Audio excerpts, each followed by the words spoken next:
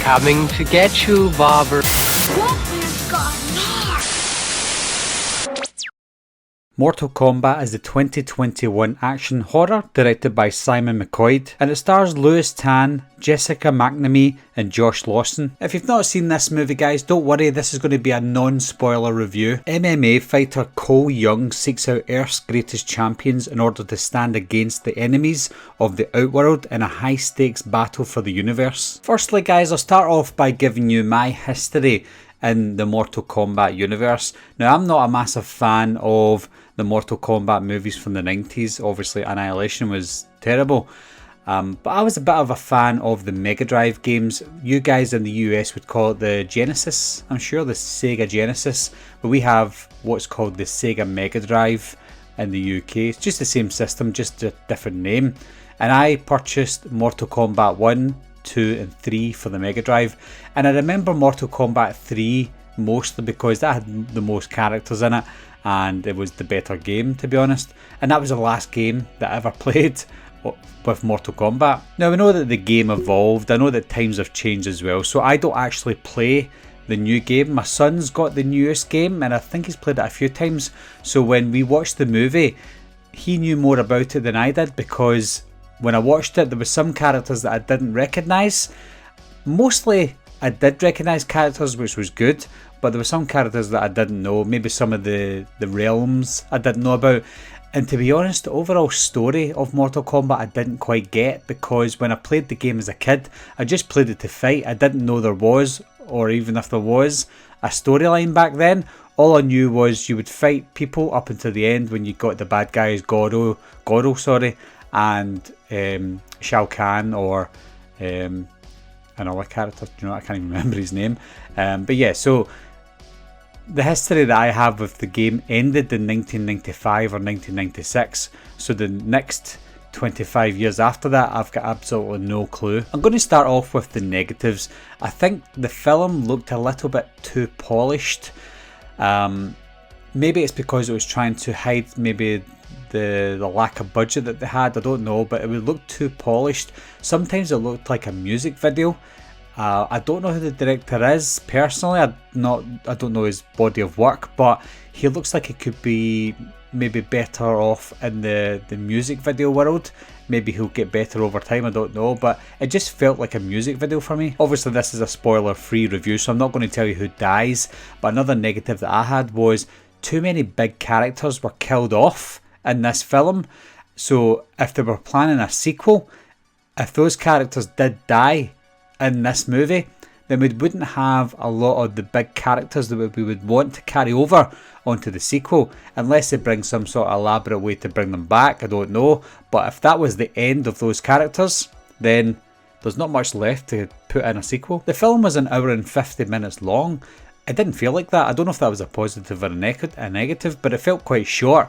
And it felt short to the point where when we got to a final battle, a final scene, it felt like it was cut short, and I wanted to see more after that. And again, I don't know if that's a negative or a positive, because I was maybe enjoying the scene, but it ended and I thought, right, okay, what's next?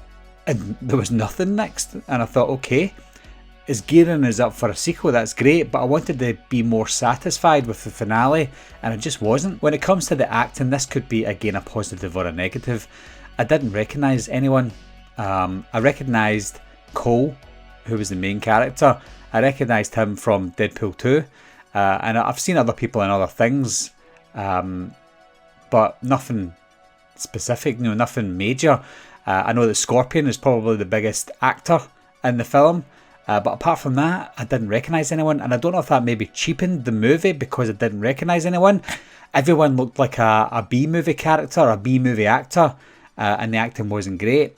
But then, if you flip it on the other side, you don't want too many well-known actors like we did see in Mortal Kombat from 1995. We had Christopher Lambert, we had Bridget Wilson, we had other actors that we knew about, and maybe that cheapened the movie as well. So I don't think you can go right or wrong with these type of movies. I just felt like the actors that they chose, they weren't terrible, but they just looked like they would fit into B movies. If we move on to Cole as well, I think the decision to bring a new character in it was a bit bizarre. Again, I've not seen or played any of the Mortal Kombat stuff since 1996, but I don't believe Cole is a character in the game or anything else related to Mortal Kombat.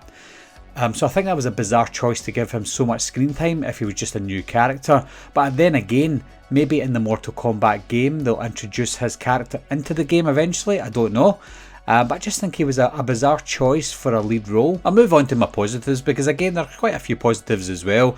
You got your callbacks to the things that they say in the game, like get over here and finish him and flawless victory. Kano wins. So things like that are in there for fan service, not just for the new fans of the franchise or the games, for me as well, because I remember those quotes back in the day, so that was pretty good. Kano, he was an unexpectedly great character, and in fact, he stole the show for me. I did read online that a lot of people loved Kano, but I tend to take that with a pinch of salt because my views might be completely different to people that I've read online, so I didn't really focus on him, but I couldn't help but focus on him. I tried not to focus on him, but his one-liners were great. His background talk was fantastic. But the training area is for the chosen ones only.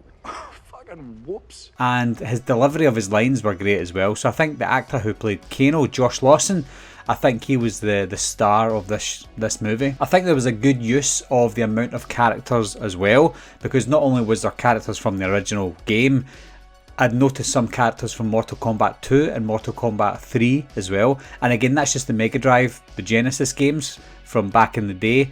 There's probably other characters that were introduced in this one that I didn't really know a lot about. There's some characters in it that I didn't play as a kid, but I do recognise, like Melina. I recognise her and I recognise the name, but I just didn't use her as a character back in the day. So I think if you're a fan of the old and new characters, you might be a fan of this movie because it has a bit of both. The overall story I felt was lazy, really lazy, and it fit with the B-movie style acting, but there's not much you can do. Again, from what I remember, there's not much you can do with a game that's just a knockout game that leads you to the final, it leads you to the final battle of the bad guy. So there's not much you can do with that. Nowhere else you can actually go with the storyline, so although it was lazy, it was acceptable. Overall, I liked it better than the 1995 movie. As much as the nostalgic factor comes into the 1995 movie, it was also a badly made movie and a badly acted movie in terms of the quality that it should have been with the actors and the budget that they had. Fucking whoops. So I think with this one, it had a similar vibe to it. It was just more updated, and surprisingly the CGI wasn't that bad. The background CGI was off-putting, but the gore, the choreography, all that was pretty fitting with the CGI. Goro's CGI could have been updated a little bit, but everybody else was not too bad. So overall, guys, it was a surprisingly okay movie. Not one I would rush to see again, but one if it was on in the background I would probably watch it because it was enjoyable for the most part. So what do you guys think of the new Mortal Kombat movie? Do you like it better than the original 1995 movie? And do you think it coincides with the games a lot? Because again, I don't really remember. I just remember the first 3 games from the Mega Drive. But as always, guys, leave a comment down below and I'll see you soon. Bye bye. Fucking whoops.